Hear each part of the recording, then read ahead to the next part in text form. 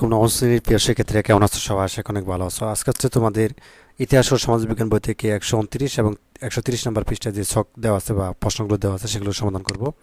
তো এখানে দেখতে পাচ্ছ যে 1700 সালের মানচিত্রের ভূমি ব্যবহারের ধরুন এবং 2000 সালের মানচিত্রের ভূমি ব্যবহারের ধরুন এবং 2050 সালের মানচিত্রের ব্যবহারের ধরুনটা লিখতে হবে আমাদেরকে। এখানে 129 নম্বর পেজে রয়েছে। তো উপরে যে বিষয়গুলো কিন্তু দেখতে পাচ্ছ, মানচিত্রগুলো 1700, 2000 সাল এবং 2025 সাল 50 সালে আর কি। তো মানচিত্রের আলোকে আমাদেরকে লিখতে হবে। তো চলো এটা শখটা আমরা পূরণ করি। তো 17 সালে মানচিত্রের ভূমি ব্যবহারের দরুন লক্ষ্য করলে দেখা যায় যে অধিকাংশ ভূমি বনায়ন ও তৃণভূমি হিসেবে ব্যবহৃত হয়েছে। তো বহু অকৃষি জমি থাকলেও অল্প কিছু জমি কৃষি জমি বিদ্যমান। পৃথিবীর প্রায় বিভিন্ন প্রান্তে কিছু কিছু বিস্তৃত তৃণভূমির অবস্থা লক্ষণীয়। এটা কিন্তু আমরা এই যে 1700 জায়গায় দেখেছিলাম, ঠিক আছে? এই যে 1700 জায়গায় তুমি যদি খেয়াল করো, 1700 যে ভূমি দেখতে পাচ্ছ বিভিন্ন বনভূমি রয়েছে। তো সব মিলিয়ে রয়েছে। এবার দেখবো হচ্ছে 2000 সালের কি কি বিষয়গুলো রয়েছে, ঠিক আছে? তো আমরা যদি দেখি উত্তরটি, যে 2000 সালে পৃথিবীর মানচিত্রে লক্ষ্য করলে দেখা যায় যে বনায়নে বিস্তৃত ভূমি ব্যবহৃত হয়েছে এবং তৃণভূমি প্রায় সকল স্থানেই কৃষি জমি দখল করে নিয়েছে এবং পৃথিবীর মধ্যভাগে বিস্তৃত অকৃষি জমি রয়েছে এবং বিভিন্ন অংশে বিস্তৃত তৃণভূমি বিদ্যমান। তো 2050 সালেরটা দেখি। 2050 সালে মানচিত্রে ভূমির ধরন লক্ষ্য করলে দেখা যায় অধিকাংশ ভূমি কৃষি জমি হিসেবে ব্যবহৃত হবে। এই মানচিত্রে উল্লেখযোগ্য পরিমাণে বনায়ন লক্ষণীয়, খুবই নগণ্য পরিমাণ তৃণভূমি লক্ষণীয়। এছাড়া পৃথিবীর মধ্যভাগে বিস্তৃত অকৃষি জমি এবং বিভিন্ন অংশে বিস্তৃত তৃণভূমি লক্ষণীয়, ঠিক আছে? 2050 সালে। তো যাই হোক, এটা হচ্ছে এভাবে পূরণ করে ফেলবা। তো 130 নম্বর পেজে একটা ছক দেওয়া আছে, সেটা হচ্ছে বিশ্ব জনসংখ্যা 2020 সাল পর্যন্ত, ঠিক আছে? এখানে দেখতে পাচ্ছি চীনের জনসংখ্যা, ভারতের যুক্তরাষ্ট্রের জনসংখ্যা, তো রাশিয়া, ব্রাজিল হচ্ছে বিভিন্ন জায়গায় দেখতে পাচ্ছ কত মিলিয়ন মানুষ। তো এখানে দেখো জনসংখ্যার পরিমাণ 1000 মিলিয়ন, ঠিক আছে? 100 থেকে 1000 মিলিয়ন।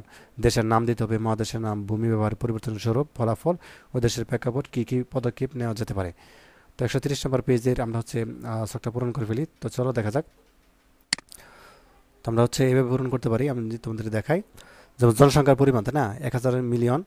তো দেশের নাম কি? চীন, ভারত, মিশর, নাইজেরিয়া এবং ইথিওপিয়া, ঠিক আছে? এবং মহাদেশের নাম কি? Asia, Africa. আর সময়ের সাথে জনসংখ্যা বিবেচনা উক্ত মহাদেশে ভূমির ব্যবহার যে ধরনের পরিবর্তন এসেছে। কৃষি জমি হ্রাস পেয়েছে, বসতবাড়ি ও বিভিন্ন স্থাপনা ব্যবহারে অধিক জমি ব্যবহৃত হয়েছে এবং বনভূমি হ্রাস পেয়েছে।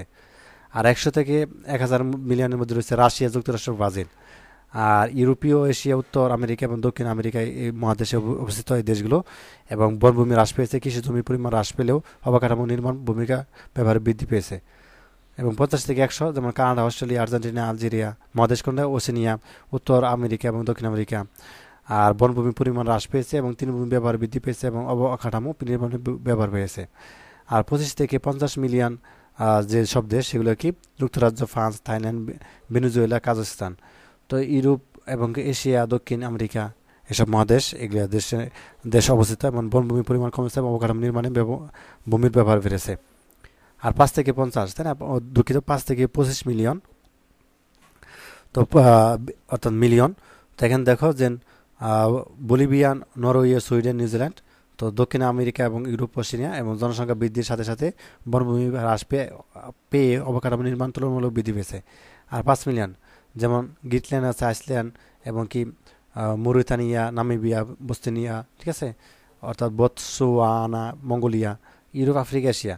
তো ভূমি ব্যবহারে তৃণমূল পরিবর্তন কমেছে এবং যেহেতু জনসংখ্যা কম, তাই ভূমির ব্যবহারও পূর্বের মতোই পাই, ঠিক আছে? এসব দেশে আর কি। তো যা হোক, জনসংখ্যার পরিমাণ একই সাথে হচ্ছে দেশের নাম, মহাদেশের নাম এবং কি তাদের কি পরিবর্তন হয়েছে সেটা হচ্ছে এখানে দেওয়া আছে।